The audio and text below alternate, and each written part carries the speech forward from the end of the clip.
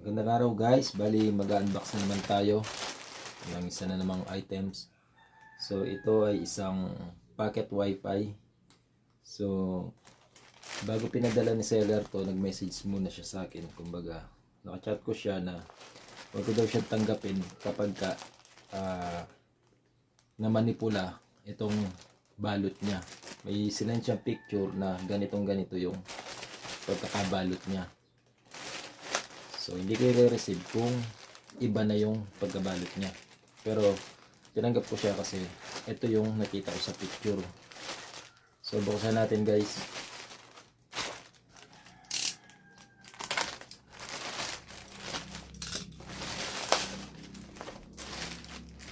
Yan guys, napaka ano niya, naka bubble wrap talaga siya.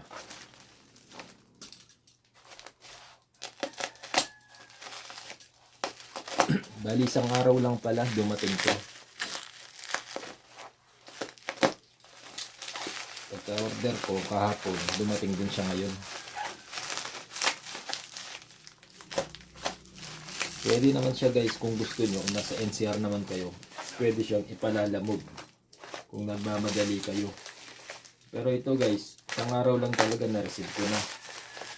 Dumating siya kagad. Yan, sobrang kapal ng ano niya, safe na safe talaga siya.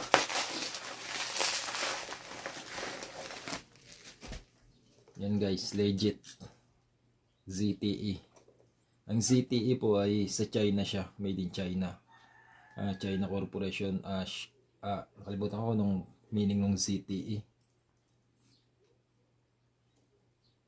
Yan guys. Bali ang ano niya, model niya is U50 Pro or MU5120. Yan. Bigat. So yan, 5G LTE up to 3600 Mbps Wi-Fi 6. So Chinese character yung ano niya, hindi natin masyadong maano. Tapos ang battery niya guys, ito yung pilit na ano ko, kumbaga hinahanap ko yung hangga't maaari pinakamataas, 10,000 mAh. So dapat ang suki ako ng ano ng TP-Link, pero ang TP-Link kasi is ano siya, 4G, kailan lang siya nagka 5G. Ang sa ano pa yon, sa router pa yung 5G niya, sa packet wifi wala siyang 5G. So ang nangyari guys, ito ngayon nakita kong pinakamaganda, itong U50 Pro. Tapos ang bago nito yung U50 U60 Pro. Pero dito lang, kontento na ako dito. Napakaganda nito guys. So babalatan na natin guys. So ayan, legit. Mamaya guys, yung buong detalye niya tsaka yung details, mga spec na di natin mababanggit, pwede nyo naman itanong sa section comment. Tapos maglalagay din ako ng description link. So bali gusto ko lang siyang ipakita ngayon yung itsura niya sa personal. Guys, noong una kinakabahan ako kasi medyo mahal din yung presyo niya, kasi 13,800 plus, parang ganoon. So bali pati sa shipping at saka yung syempre sa tip na rin sa rider, umabot din siya ng 14,000. Yun, ganun lang pala siya, tataktak siya. So yan guys. So ito, tingnan natin kung anong laman nito.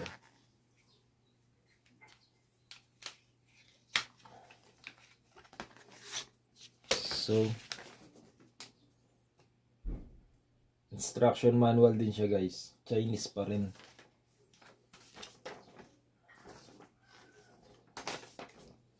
So pag-aaralan ko pa to,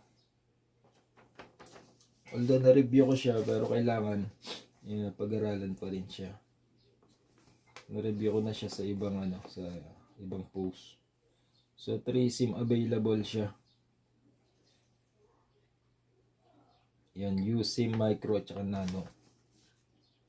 Pwede siyang gamitin guys as a power bank kasi 10,000 mAh pang emergency kung sakaling wala kayong makapag-charge. Available na, pwedeng pagsaksakan. Siya pwede siyang gamitin. So ayan guys, ito na yung mismong unit.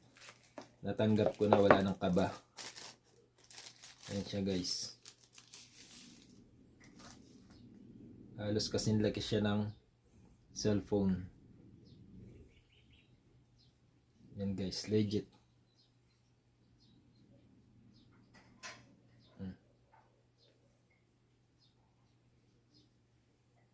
So reset, ito siya.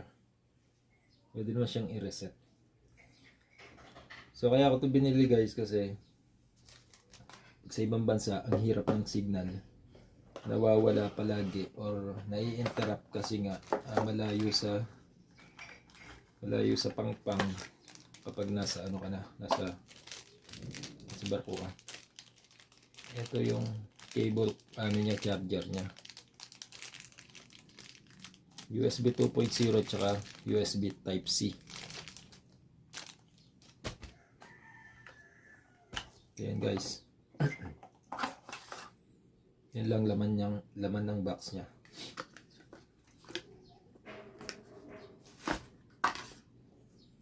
So yan guys. Ito yung ano ba to? Output niya guys. Output niya, kumbaga, pwede kayong mag-charge dito ng cellphone pang emergency. Yan, 12 volts. 2.2 to 1.5 amperes or 1500 milliamperes. Parang ano siya, yung ano tawag dito, yung fast charger na nauna.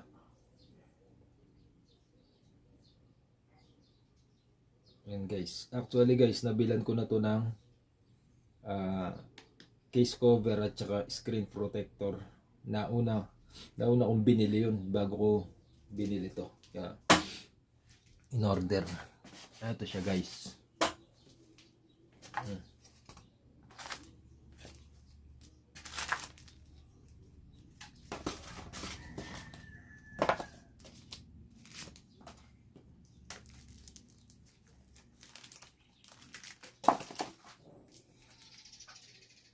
So, pa-power on natin siya guys. Tingnan natin.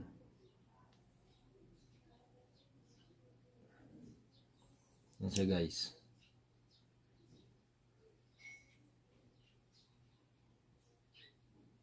Although wala pang SIM na naka-ano dito, naka-insert. Tinesting ko lang kung may power siya. So, okay na guys. Wala nang problema dito. Settings na lang. So, ang ano lang naman dito is plug and play siya. Pagsalang mo ng SIM, yun na yun. Ang unang gagawin lang dito guys is yung language niya. Kasi nakita ko kasi sa mga review, Chinese character po yung nakalagay sa ano niya, monitor niya or screen. So, madali lang naman siyang i-settings na ilagay sa sa English language. So, tingnan natin kung although wala pa siyang SIM, kung pwede siyang ilagay sa sa English language. Yan, naglo-loading pa siya guys.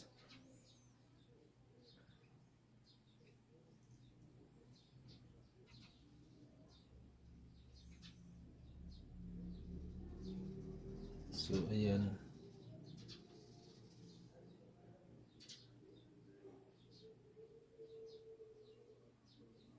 Kailangan siguro nilagyan ko ng SIM card. Touchscreen nga pala to guys. Yan.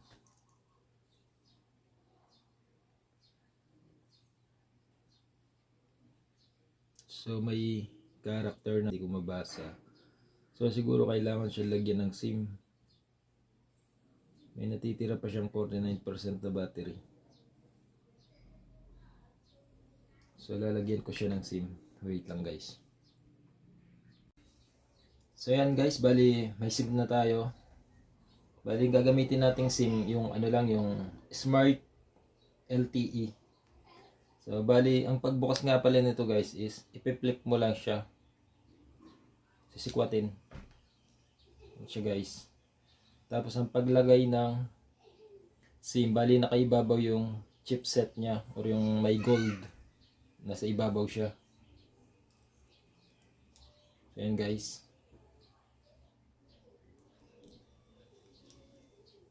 Tapos bali, tatakpan na natin siya. So, power on natin ulit. So, ang gamit ko nga pala dito sa bahay is Smart. Dahil yung Globe, walang unlimited yung Globe. Nakagaya ng sa Smart, 30 days unlimited. Yung unlipam ng Smart Rocket SIM. So, sulit na sulit. Although, mas malakas yung Globe dito kasi yung Globe dito, 4 bar siya sa signal niya. So itong Smart 2 bar lang siya, pero okay na yung 2 bar kasi nga malakas yung hatak nung gamit ko router. So kung may unlimited lang yung Globe, dahil sana Globe na yung ginamit ko. Pero wala namang problema sa Smart. Mahina lang siya kung totally sa data ng cellphone yung device na gamit mo talaga. So kaya ang nangyari, ginamitan ko na lang ng router. So pakita ko mamaya yung router. So eto na siya.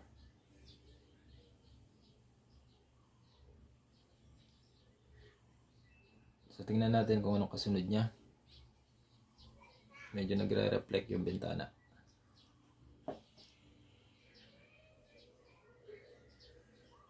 Ayun, plug and play. So may signal na siya ng Smart. Di kagaya kanina, walang lumalabas na bar dito.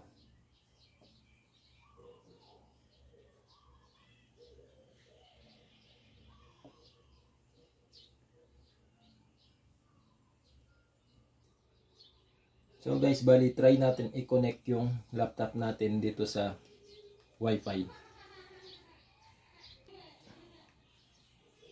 So yan guys, tignan natin. Bali ito siya, CTE AF0131. Connect.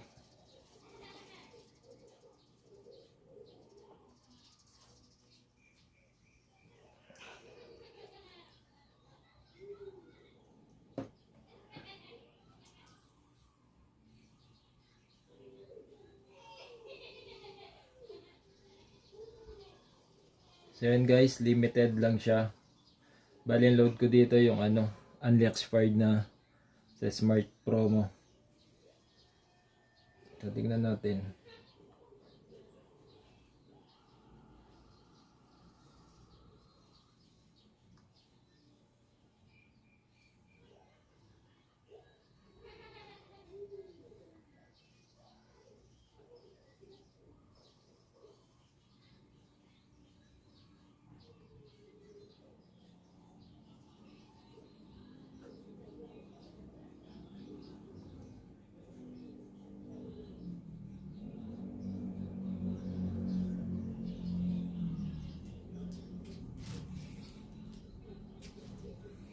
So yan guys, bali lumitaw. Hindi ko rin magets kasi nasa siya. Chinese character. Kapay na lang natin. So bali ito meron siyang SSID. So means itong isa is password. So dito makikita yan sa likod. So yan guys, connect natin siya. Ito siya. Auto connect. So yung password niya nga pala is default password niya to.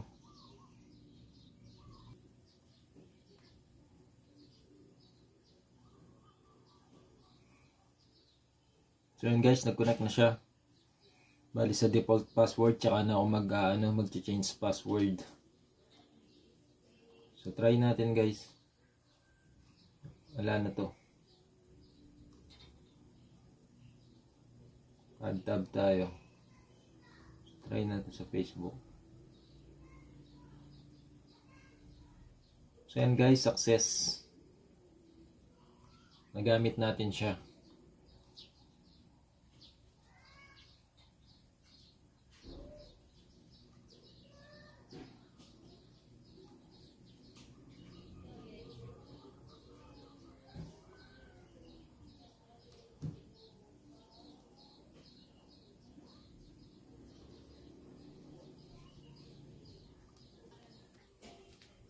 So yun lamang guys, bali working na siya guys. Gana na siya guys. Okay na.